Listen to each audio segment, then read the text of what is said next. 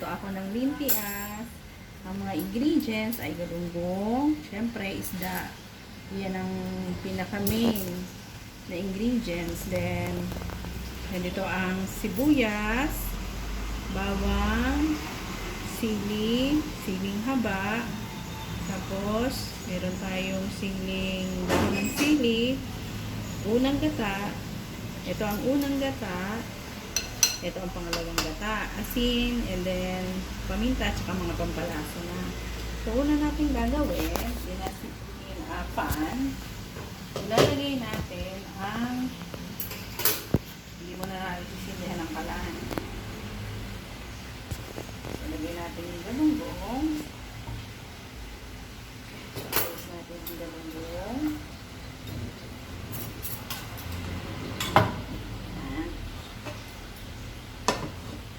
Ang galunggong, ilalagay natin itong bawang. Medyo isegregate natin o gano'n natin. Layo-layo. Ilagay natin. Then next is the sibuyas. Ilalagay lang natin na ganyan. Pag nilagay na natin yan, ilalagay na natin yung pangalawang gata. Sasabi natin siya.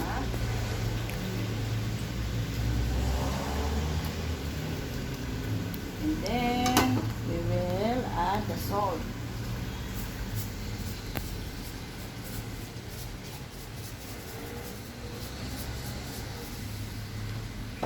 Tapos, saka, konti mo ng paminta.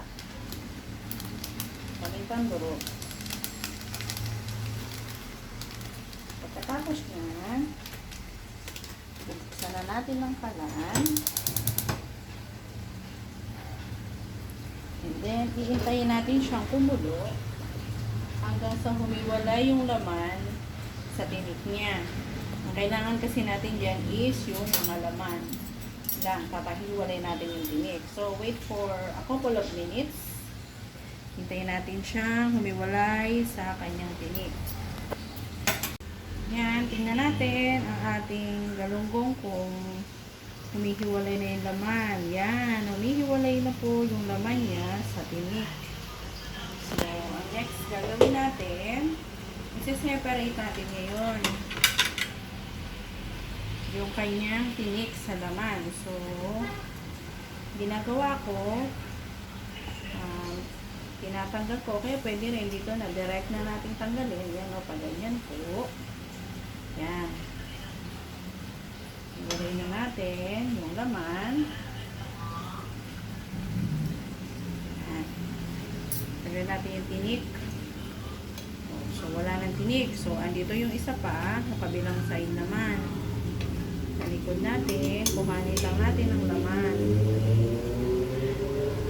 Separate natin ang laman sa tinik. Ganyan lang po. Kasi, para hindi po matinik, kasi ang limpias, masarap sana siya. Yun nga lang, ang mga anak ko, hindi po kumakain ng maraming tinik. Lalo na sa isda, nahihirapan silang manik. So, para hindi na sila mahirapan, tinatanggal ko na siya. All throughout ng isda, tatanggalan natin ng tinik. Laman lang po ititira natin.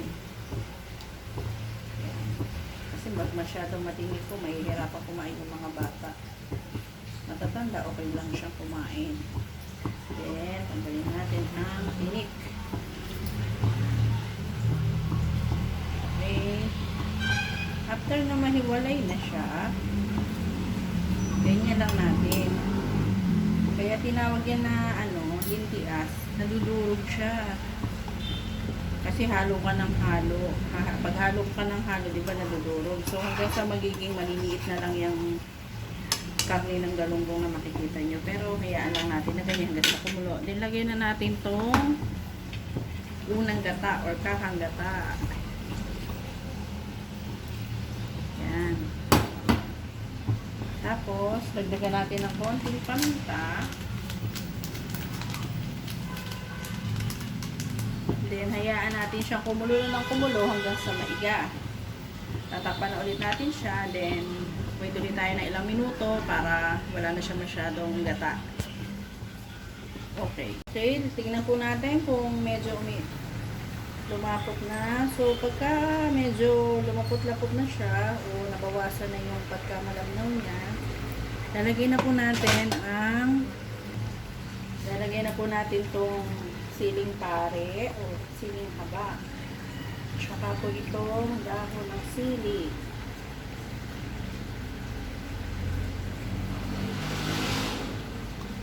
Okay. Tapos, hayaan na po natin siya nakabukas hanggang sa umiga na po siya. Ganyan na po kadali ang pagluto ng limpias. Pagkakain kayo, mapaparami kayo ng kain, lalo na sa kanin. Kasi hindi kayo nabubusog, so sobrang sarap. Try nyo to, mga ka-loyal. Yan, hayaan lang natin siya dyan. Then, leave for siguro mga 15 minutes. Pag naiga na siya, babalikan na lang ulit natin siya, ha?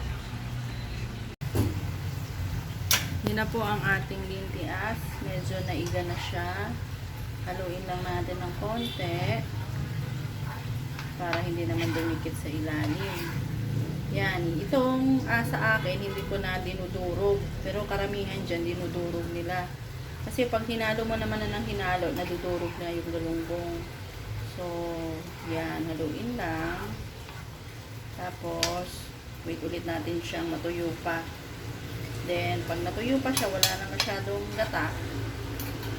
Yan. Pwede na natin siyang kainin. So, balikan ulit natin siya, mga ka-loyal. Tignan na po natin kung ano na po ang ating lintias o ibang tawag dyan ay kinukot na isda.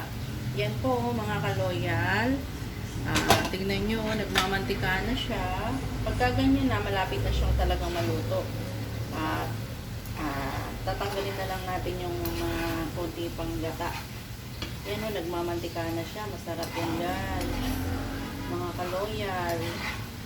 Yan ang lintias or kinukot na isda. Yan. So, yan, guys.